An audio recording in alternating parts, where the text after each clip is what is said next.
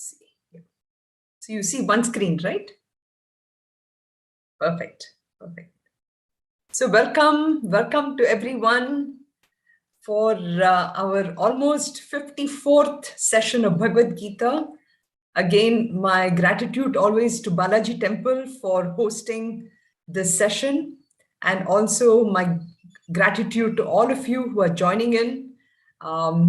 This is definitely a team effort where we all learn from Bhagavad Gita, and thanks to you, I'm learning a lot. So my gratitude to all of you. My gratitude, of course, is to the Guru Parampara for giving us this opportunity to study the Bhagavad Gita, to make our lives more meaningful and purposeful, and to really show us what our goal is. So with that, we will start. And today we will be chanting the entire Gita Dhyanam, because every time in the beginning of the chapter, it's always good for us to remind ourselves really what Bhagavad Gita is, the greatness, the glory of Bhagavad Gita, the greatness of the Guru, the greatness of the knowledge. So we will do that as well.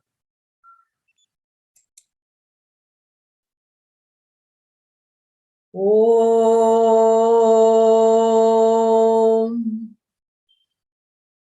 Om.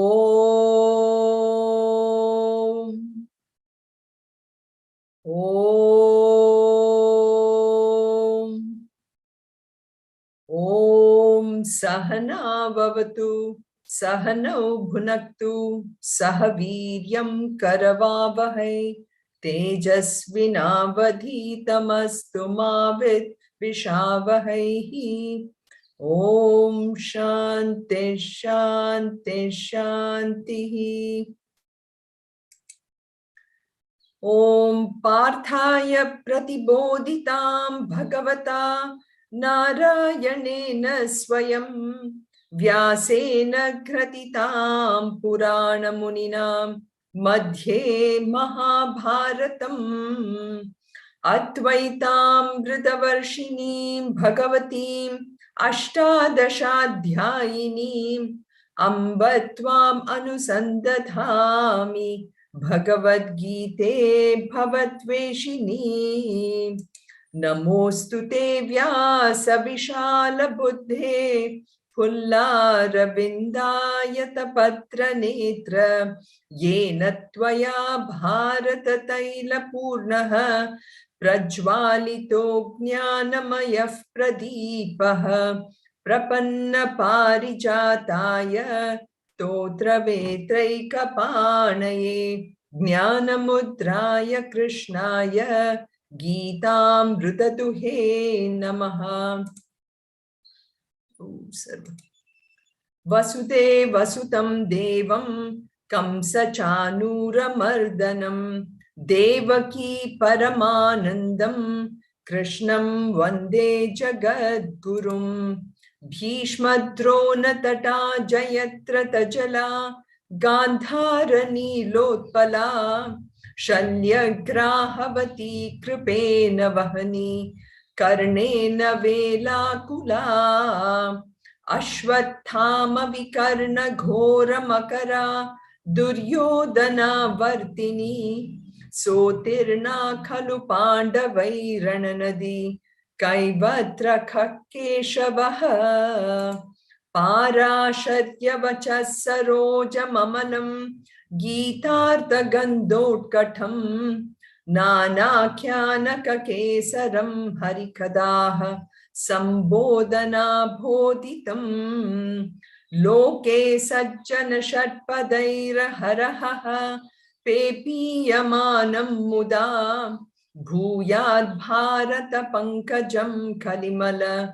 Pradvamsina Shreyase Mukham Karoti Vachalam Pangum Langayate Girim Yat Kripa Tamaham Vande Paramananda Madhavam Yam Brahma Varunendra Rudra Marutaha Stunvanti Divyaistavaihi Vedai Sangha Padakramopanishadaihi Gayanti Yam Samagaha Dhyanavastita tatkatena manasa pashyanti yam yoginaha yasyantam na vidusura suraganaha devaya tasmai namaha. Sarvadharman parityajya mamekam sharanam braja aham tva sarva papebhyah mokshayishyami ma shuchah. So we are starting today with the chapter number 4 of Bhagavad Gita. We have already gone through about 162 verses. Can you believe it? We have already about 23% of Bhagavad Gita we have finished. So this is really great progress in a whole year. Second chapter was a huge one. That's why we spent a lot of time. But let's get started. So, as always, I like to give a little bit of the relevance of Bhagavad Gita to our times, which is very important for us. We are, no question about it, living in very tough times. We have started the new year, but the new year is also already showing us how there is so much amount of struggles that so many people in the world are facing.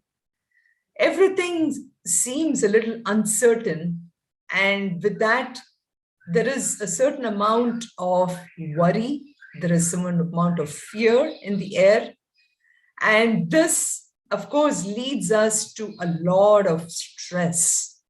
And this stress is definitely weakening our immunity, and which sometimes makes us even more worried. We already know that US is topping 1 million cases of COVID every daily. And Chennai is no better. We are actually starting a lockdown today. So the COVID pandemic is something that is sort of scary, life-changing. It's definitely something that I guess our grandchildren, will be telling them something about it. And it's really changing every aspect of our life, from probably the most significant, which is our home, our family, our health, to even the availability of basic things, right? But there is hope. There is hope. And I want to show you this interesting quote by Robert Kennedy, a very old, senators. You know, he says there is this Chinese curse which says, may he live in interesting times. So I want to change this to say that, yes, it is a challenging time, but let's look at it as an interesting time for us. You know, there are times of danger and uncertainty, but there is also makes us more open to creativity than any time in the history. Every year, we look forward to this new hope for us. And that is something that we want to look at. So what do we have to do? You know, we have all these books that we can be looking at. And we know that anything this big, the challenge that we are facing, it really creates a new opportunity for us to think new. This is a new year, so we look at it. Let's look at things in a fresh start. Nutanam, the new year, right? So if the size of this crisis is so big, then we can also think big. We can go deep. You know, this new learning can actually generate a lot of brilliance within us. And we can really emerge out of this with a new normal. You know, so the size of crisis associated with new learning, it can generate for us a brilliance which can really be magnified so much fold. And I just like this quote by Warren Buffett. And again, people might be thinking, what are you doing sitting in India and talking about Buffett and all that? But sometimes we have to look at the new paradigms as well, So Warren Buffett, says someone is sitting in the shade today because someone planted a tree long time ago. And this is how I look at Bhagavad Gita. Bhagavad Gita is something which was planted long, long time ago. And I think there is so much that we can learn from Bhagavad Gita and meditate upon it and look at this whole thing. So this is where we can really expand our vision, our thinking into a newness, which really what Bhagavad Gita brings in. So the question sometimes is, we may think, oh, I have been sitting for Bhagavad Gita for so many years. And as I said earlier, we also, through the whole year, sat through Bhagavad Gita, sitting through 162 shlokas out of the 700 shlokas. So what is left, right? What is left? This is a question that we might be asking ourselves. The question is, has the Bhagavad Gita gone through you? That is what we need to be asking ourselves. Every shloka of this 162 shlokas has something for us last year for us to think about. And out of it, there are some very brilliant shlokas. And these brilliant shlokas are pointed out in many different times. At least about, I would say, 30 or 40 shlokas, even in this, or actually more, much more than that, because in the second chapter, we had much more. So every shloka in that, so deep, so beautiful, so insightful for us to make an impact on us.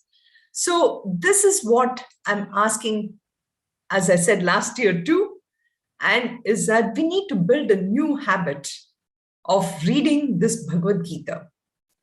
Because let's face it, we need to build the self-discipline. Our temptation is, starting this new year, is to, start other habits. Well, maybe it's weight loss, maybe other things. But I ask you every day, even if you can spend 5 minutes or 10 minutes reading something about Bhagavad Gita, you can see that you will be transformed into a new person. We talk about self-love, self-care, all these things are the new age words which are used. All these things are in Bhagavad Gita. So let's think about this. And this will really open up new paths for us to happiness. So I want us to be optimistic. I want us to always hope for this best, that Bhagavad Gita can really give us what we're looking for, even in this hard times. Bhagavad Gita can be the new catalyst for building up this new habits, new behaviors, new lessons. You can see all this in Bhagavad Gita about how to deal with life, relationships, and in that we will understand that ultimately the problem is not outside. The problem is not in the COVID-19. The problem is not in all the things that's happening outside. It's actually inside. So we need to build this new normal of tomorrow, which is so important, which is so very important. So this is just a message that I want to bring from Bhagavad Gita, that thank you, Gita. And that's why I want to put this back again here, which is Kshanam Pratikshanam Yennavam Navam Tacha Sundaram Sacha Tachivam Varsha Nutanam Te Shubham Mudam Uttarottaram Bhavatu Siddhidham. So beauty is that which is fresh, it's new at every moment. Indeed, such a truth which is there in Bhagavad Gita, that alone is auspicious. So may this new year be auspicious, delightful, and bring greater and greater achievements. for you. So this is what Guruji Swami Tejomananda has said. So wishing you, everyone, a very happy and a healthy new year. So I wanted to give you this, how Bhagavad Gita resonates so well with our new year, with our introduction to how we can make our life better every moment, everything. So now let's enter into our chapter 4 of Bhagavad Gita, which is called Jnana Karma Sannyasa Yoga, which is renunciation of action in knowledge. So far, let's think about what we have seen in the last 3 chapters. It's always important to give a little bit of an introduction to the 4th chapter, building upon the blocks of each of the previous chapters, right? So the first chapter, we saw Arjuna who was so dejected, so confused, and who was totally, the world had totally shattered for him. You know, really a huge thing, right? I mean, Arjuna was a great warrior. The name Arjuna used to create trembling, in people, just the name alone. Such a person was going through such a huge crisis in his life.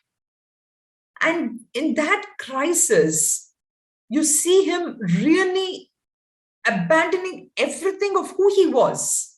He had trained himself to be a fantastic warrior, the best that the world had seen. But then he was just giving up all this, and he said he was going to run away totally from what he's supposed to be doing, which is action. It's like all of us, right? If we decide that, we are facing this COVID-19 pandemic, I'm just totally shattered. I cannot do anything. My mind doesn't work if I say that. So that's how I want to compare the crisis that Arjuna was going through to the pandemic that we are seeing. Now, if that was the case, imagine how hard it would have been. So that's what Arjuna was facing. So I think somebody's, I need to turn some annotation is happening by somebody, Fire tablet, I think. Do you also see some markings? Yeah. Yeah. Unfortunately, I cannot do anything with that now. But anyway, I think I need to turn the annotations off somewhere. Let's see, I think. In case if you want, you can.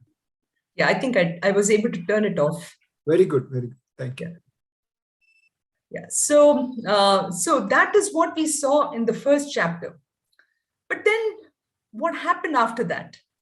In the second chapter, we saw then that Arjuna had the presence of mind. He had the presence of mind to look at Lord Krishna not just as a charioteer, because as you know, Arjuna was driving in this chariot, Lord Krishna was a charioteer, but he actually surrendered to Lord Krishna. And then only when he surrendered, if you remember the shloka, Shadi Mam Tvam Prapannam Shishyasteham Shadi Mam Tvam Prapannam.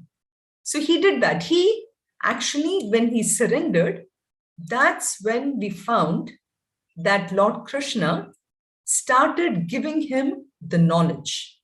Started giving him the knowledge of really what life is and how you saw the depth in which the second chapter went into, where Lord Krishna took him all the way to the root cause. He did not just tell him about, beta, these people, you don't have to do anything or whatever, or come, nothing. He just took him to the root cause and told him ultimately really who we are. We are not the body, mind, intellect. All these things he was able to tell him in the second chapter, which was the chapter on Jnana Yoga. And that was explained to him. But then you saw that in third chapter, after Lord Krishna gave him the knowledge of the ultimate root cause, thinking that, Arjuna is a brilliant person. He will just get it just like that. And he's going to just get up and fight, right? No, that didn't happen.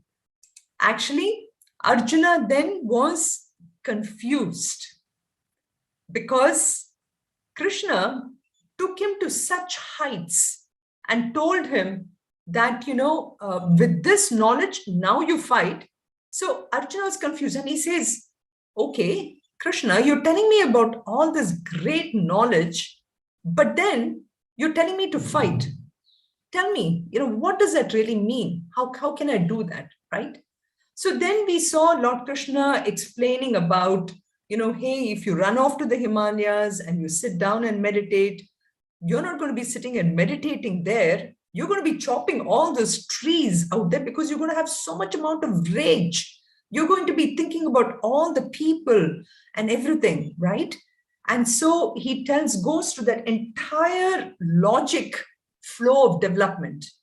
And he then explains to him, saying that you have so much of anger in you. You have so much of desire to really do things. That desire has to be channelized, Arjuna. Don't just think about just sitting and nothing will happen. You have to channelize that. And that is where, he started talking about giving all the information about teamwork, leadership, all that we saw there. And then finally, he tells him that, tadartha mukta sangaha. So you have to yajñartat karmano nyatra, the beautiful shloka where he says, for that reason, you have to do this karma, Arjuna. You have to fight and get rid of all this anger and everything. But then Arjuna still asked him, but then what really causes that papa? Why is that? And so Esha, again, Esha Tibhitas, Esha Krodha, Esha Kama, Esha Krodha, all that he said, asked him. And here also finally Krishna reminds him that ultimately at the level of Brahman, for example, nothing is happening, but at the level of our Vyavaharik Satta, there is a lot happening. So the last shloka actually ends with giving Arjuna a glimpse, a very, it's just a tiny pinhole through which Arjuna could just think about really what his true nature is. So there is something called true nature, and there is something that the role that we play, right? So that was where we left the third chapter. So then we find that in chapter number 4, where we are starting, we find that, even after giving this knowledge, Krishna felt that, maybe Arjuna may not necessarily buy into it. We all want to first know that, okay, if you give me this piece of the information, tell me where, are you sure about it? Like, for example, I can tell you for myself, I mean, these days, I'm sure it's happening to all of you. If somebody says that ragi, I'm just giving you a simple example, that ragi is better than rice, okay? Then what happens is, I have to look up Google. It's not enough somebody tells me that ragi is better than rice. I have to look up Google, and I have to look up at least about 50 different people if they've tried this, and to make sure that it is really that knowledge, right? So too, we find that in this chapter, the very first shloka, Krishna wants to tell Arjuna, you know what? I'm not talking all these things out of my hat, okay? And this knowledge that I'm giving you today is really something which has always been there. So he wants to first build a certain amount of reverence and respect for this knowledge. And so that's the beautiful thing which he starts with there. He explains to him about, so I just wanted to give you an idea of the chapters here, or what you will see really, So he gives you this thing about knowledge, and he explains about building up that reverence and respect. for the teacher, which is the Guru Shishya Parampara. And from there on, he gives them ideas about the sadhanas and exercises that one can think of to build up this respect and reverence. Then you will see some things about also the qualification as a student, what I should have in order to be able to practice the sadhana, So for example, if somebody is really thin and everything, you don't want to tell them to run, 10 miles a day or whatever, right? So different sadhanas are for different type of people. So here he tries to give that qualifications about what this aspect is. And then he also gives a little bit of idea of consequences for not knowing this knowledge. And then you see this aspect of Jnana Yoga, because as I said, this is fourth chapter and fifth chapter is focused upon Jnana Yoga. Okay, Jnana Yoga as a way of understanding why I do things. So in third chapter, we had Krishna explain about Karma Yoga. So here, that is where this reason and universality is explained. But what you will see here is really this aspect of who is really God. So we see the avatar aspect being mentioned here. Why does Bhagavan take an incarnation, for example? What is the purpose? And when does he really take this avatar? Why does he take this avatar? All this is explained here, which I'm sure you will be thinking about the shlokas, yada yada hi dharmasya glanir bhavati bharata. And then also this paritranaya sadhunam vinashaya cha dushkritam, all those shlokas. So those are kind of the subtopics that comes here, aspect you will see here. Another thing to mention here is, we said the fourth chapter is called Jnana Karma Sannyasa Yoga, right? So somebody may say, what does that mean? Does it mean that I can now just give up all my responsibilities? Does that what it means? Well, that is actually just a superficial meaning. It basically means that we still do the action, but we do it in such a way that we do the sannyasa or the tyaga of the results of the action. So I do the action, but I give up the consequences of give up the result of the action. So that is what is thought about here. So then, as I've said, the Guru Parampara is the first 3 verses, which is explained here. And so let us enter into the chapter. Om Shri Paramatmane Namaha Atha Chaturto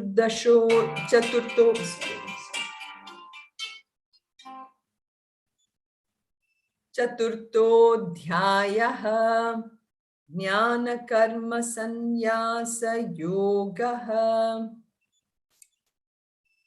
Shri Bhagavan Uvacha Imam Vivasvate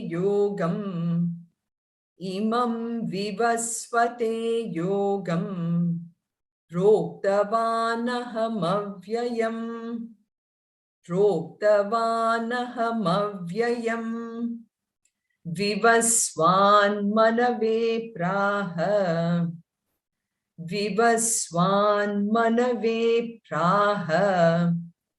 Manurikshvakave Bravit.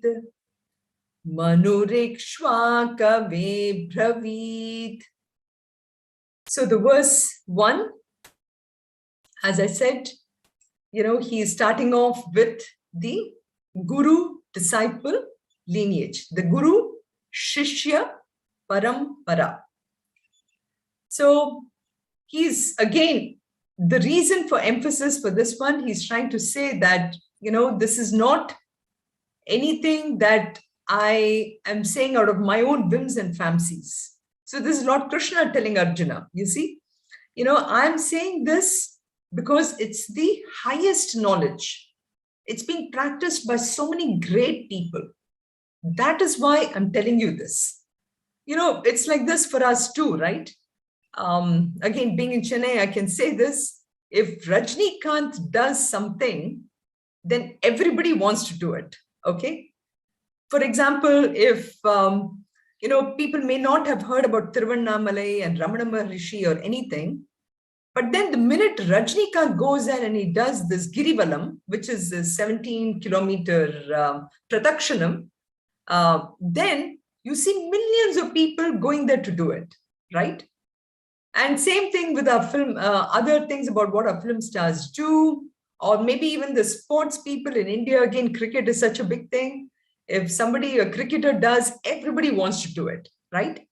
So in those days also, Arjuna, of course, did not know about cricket or film stars or anyone, but Krishna felt that he has to give him something that Arjuna can relate to, right?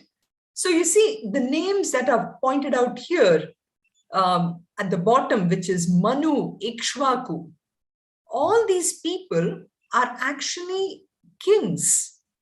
So Arjuna being a king, a warrior, he needs to, he can only relate if there is people who are also given to warriors. Now, suppose Krishna had said, well, this knowledge was given to the Brahmanas, the rishis in the forest. Arjuna would have said, yeah, that's true, maybe, but what is the relevance for me? I'm a grihastha. I'm a married person. I have all these responsibilities. So I need something which is applicable to me, right? So that is why you see Shri Bhagavan Uvacha, Shri Bhagavan referring to Krishna here. He's saying, Imam Vivaswan Yogam Aham Avyayam Yoga. Imam Vivaswan Yogam Proktavan Aham. Proktavan meaning I said it. So Proktavan, I declared this yoga. Okay. This Imam, this yoga to Vivaswan. Vivaswan is actually the sun god, and we will come to it a little bit on really what, why the sun god and everything.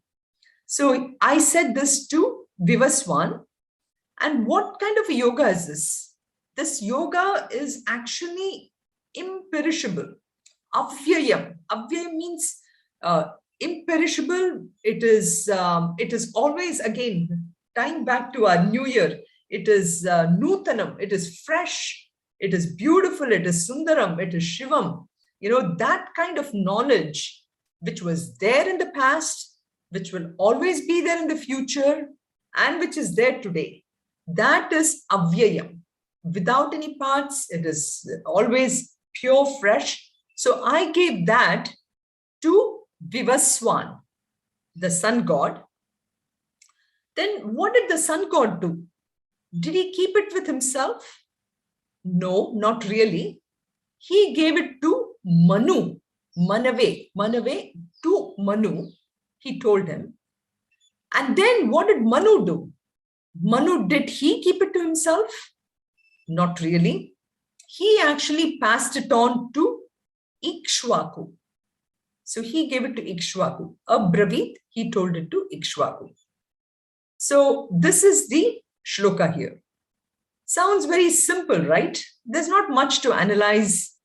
That's what one would think, correct? But let us look at it deeper. Let us look at it deeper here. So here, what we're looking at is the Guru Parampara, really to show that any knowledge, what has been there, it has actually started all the way. If I take it back, so for example, even if I look at just this glasses or something like that, right? If I look at the glass, it's not as if somebody just went to a factory and put this whole thing together. This, again, being a chemist, I can say that this is a plastic. The plastic came from, some simpler chemicals, and those chemicals itself came all the way from oil. And where did the oil come from? It came from the earth. And from the earth, what happened before, all these fossil fuels, everything got together. So we have oil, etc., right? So there is always something which is a root cause.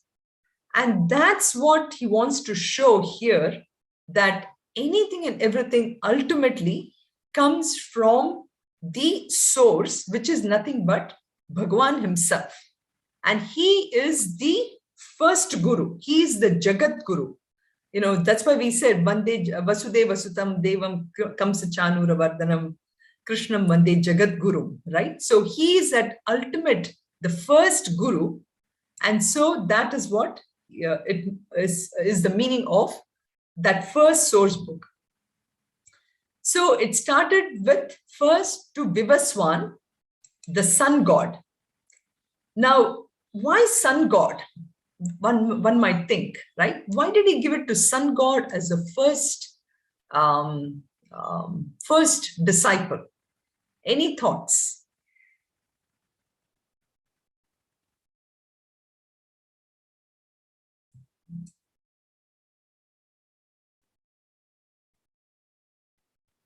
Because the sun spreads all over the world, and this knowledge also will be spread all over the world, everywhere. Beautiful. Fantastic. Very nice. And you can see how the radiation, right? It is spreading all over the world. That's wonderful. That's a great explanation. Any other explanation? He is the first person whoever people know. The first person people know. Okay. Very good. Very good. The first thing that we can, even as we are born, right? As we are born, the first thing that comes to our mind is, we are hit with light, right? So that is true. Any other things you can think about? Is it Alivattradu? Huh? Alivattradu. There's nobody can destroy. Nobody can destroy. Okay. Yeah, that is true too. That is true too. Very, very good examples. So I just wanted us to start thinking about these way, So the reason he says Vivaswan is, one of the things about sun god is everything that you all said, but he is also, if you tie in with the chapter number 3, right? The chapter number 3 was all about karma yoga. So Vivaswan, sun god, is the highest karma yogi. Karma yogi, from a point of view of he works 24/7. Just as the sun shines, and right now the sun is already set in Michigan, but does that mean the sun has gone to sleep? Not really. It is already, illuminating another part of the whole world, the whole universe, right? So he is an absolute karma yogi and the best possible karma yogi. So Arjuna can only relate to action, right? You tell him anything more, his brain doesn't work at that moment. He's so action oriented. So Vivaswan really represents that aspect of karma yoga. So then what happened? The next thing we find that he gave it to Manu, and we will talk about Manu too. And then the next thing was Manu gave it to Ikshvaku, who is the who heads the Sun dynasty. So all in the Sun Parampara clan here. So we saw Vivaswan, which, so the amazing thing is suddenly, just because it says sun god, the thought doesn't come to us right away, right? So that's why I wanted to give you this example. Now, the next one is Manu. Now, Manu, what do we know about Manu? Any thoughts here?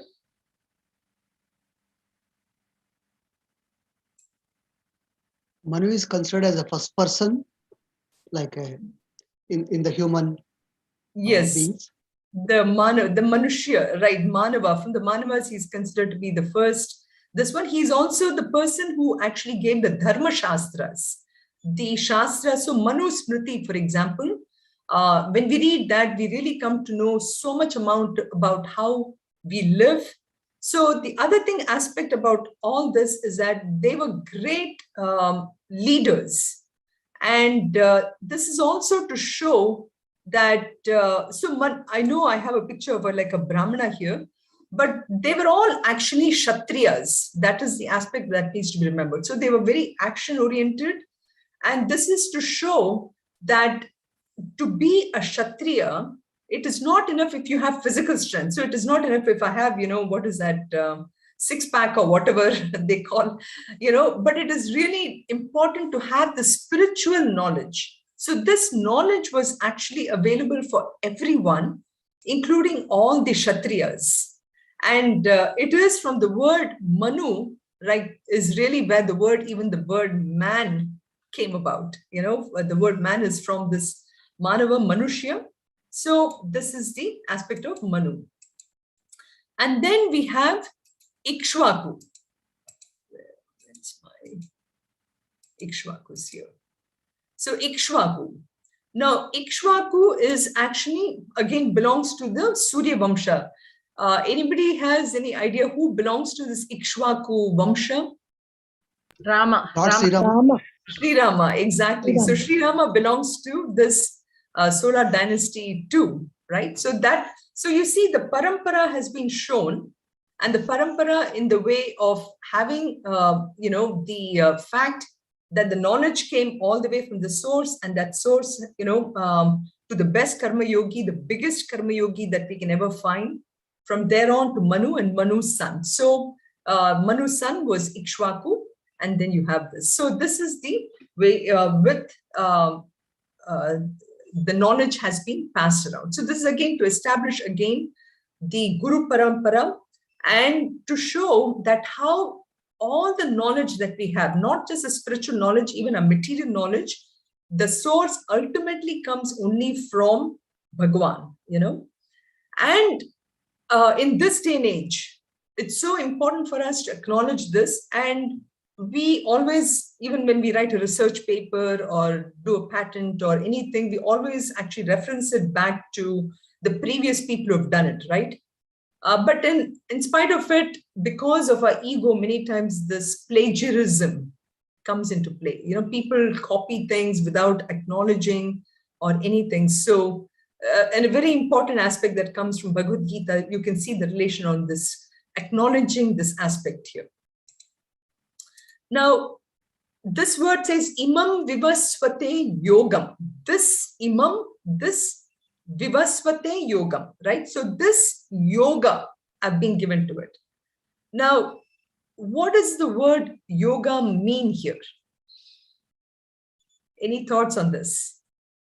And this has been, this came in second chapter. Actually, in third chapter, we didn't talk about it much. But what do you think?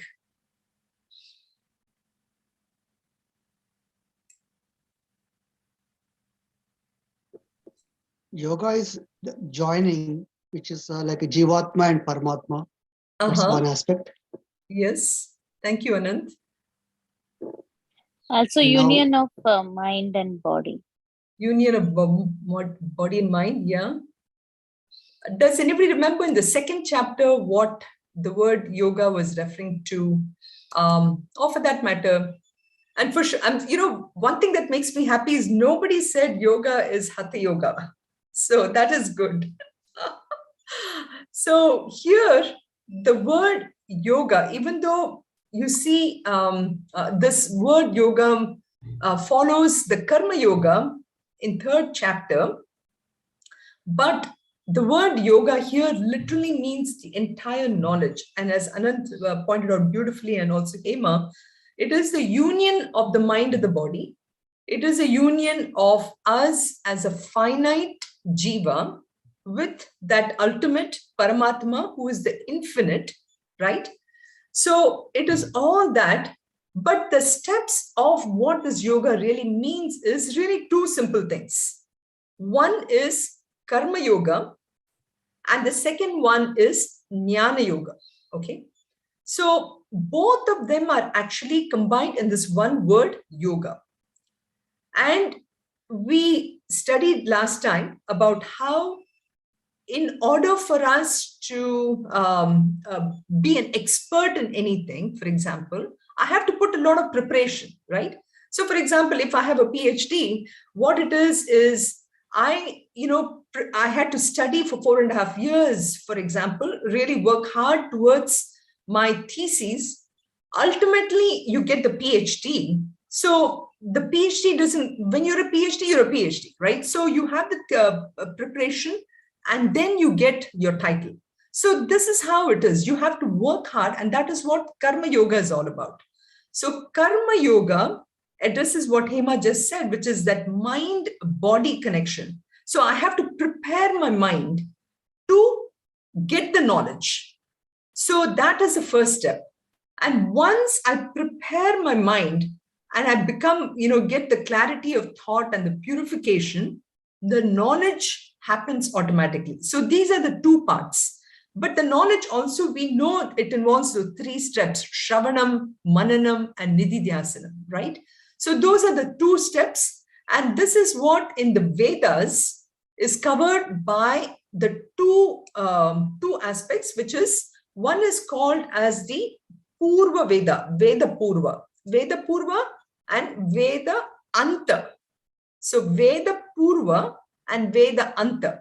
So Veda Purva is what Karma Yoga is all about. And that is really the bulk of all the Vedas. And the second aspect is the Vedanta, Veda Anta Vedanta, okay, which is the Upanishads, which is the knowledge aspect. So Veda Purva, Veda Anta, and this is the Karma Kanda and the Jnana Kanda. So Karma Kanda is the Veda Purva, Jnana Yoga is the Vedanta. So literally, you can't really understand the whole amount of Jnana Yoga without that Karma Yoga portion. And does that mean that I have to be totally into Karma Kanda or Karma this one only, then I can come to Jnana Yoga? Not necessarily. If you have a little bit of understanding, Karma Kanda becomes easier to practice.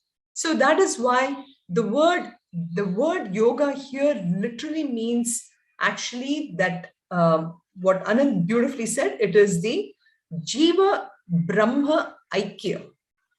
Jiva Brahma Aikya, which is this union of the Jiva with the Paramatma. But to get to that level, I have to develop the karma portion of it. I have to really do my actions well. I have to really understand it is not the thing about what I do, but it is how I do it, the attitude behind it. So all those things are really compiled in this one word, yoga. And because Lord Krishna gave Arjuna in the 2nd chapter and the 3rd chapter about the yoga aspect of it, he starts off with this first shloka itself by saying, Imam Yogam, this yoga which is avyayam, which is imperishable, that yoga which I gave to Sun God, I gave to, and which was passed on, the same thing I'm telling you today, Arjuna, he's saying. And in 2022, also, we are learning about the same thing. So you see, this is the greatness of this knowledge. It has been there, it will be there. And all we need to do is just tap into it and we can actually get it. So that's the fantastic thing about this knowledge, so he wants to bring that glory of this knowledge, the parampara and everything. And the other thing also, which is, I want to bring this quotation from Chandogya Upanishad, which says, Acharyavan Purusho Veda. Know that he alone is a real person who has a preceptor or a guru, okay? So the role of the teacher is so very important, because you can see that even with the shloka, right? Imam vivasvate yogam proktavan mamavyayam vivaswan manave praha manurikshvaka ve bravit. Just that 2 lines, if you had read it, right? You would have said, okay, Krishna is saying that I gave this knowledge to Sun God, Sun gave to so-and-so and everything. And we'd just be happy with that. But it is the great teachers who studied the Vedas and who were able to analyze all this and was able to give this knowledge to us, right? So that is the beauty of this particular shloka, which is Acharyavan Purusha. I just wanted to bring that the role of the teacher is also brought about here very beautifully. So this is the first shloka.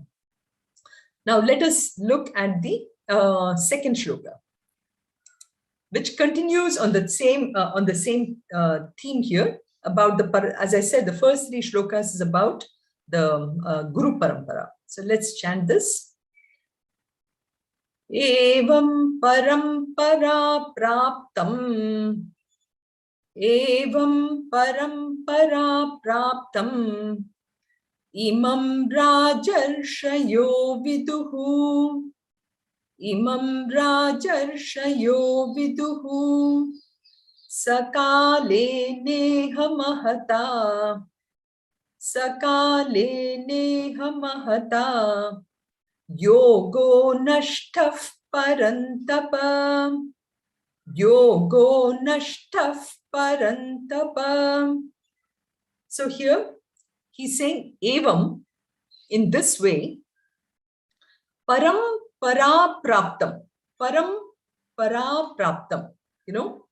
So para means higher and apara means the lower. So, you know, it's just like how we say due to, what is that word? I forget my scientific terms here. Due to gravity, if you will, or due to kinetic energy, you have water always flows from a higher level to a lower level, right?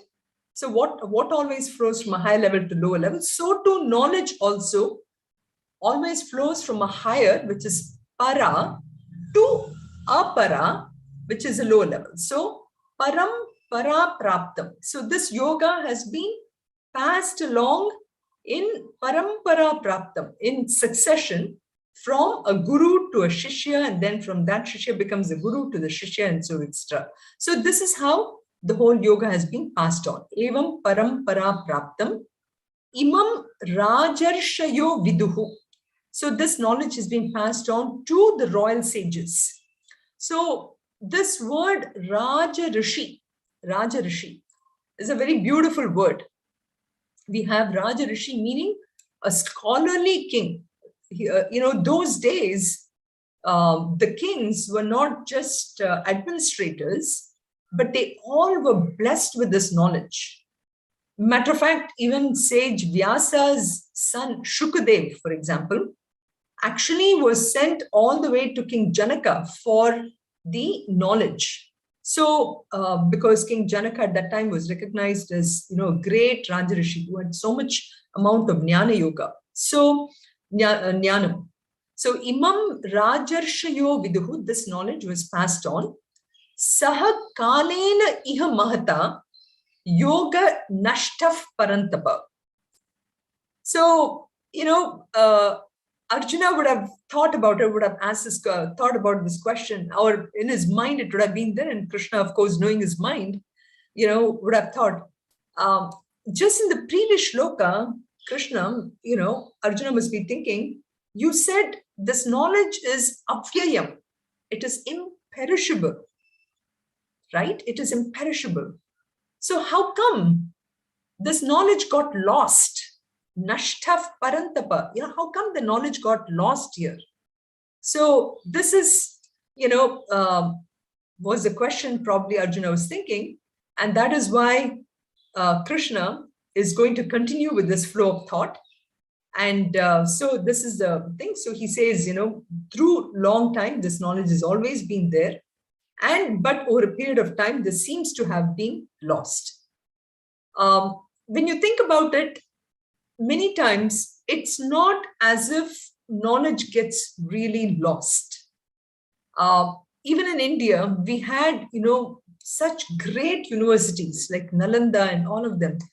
We had, when we had this Muslim invasions and everything, they actually literally burnt all the books, thinking that, okay, you know, we're going to, if we take care of all these books, the knowledge will get lost. But actually, knowledge never ever gets lost. It somehow gets, goes into the back burner, if you will, you know. literally, I mean, when I think about it, even, when I think about some of the things in a house, we have the sink in a house which is so age old, so sturdy and everything. You don't get such a sink these days. Such kind of knowledge of manufacturing has been lost. So to loss, it looks like it's lost, but the knowledge is always there, and it is always possible to get back to it.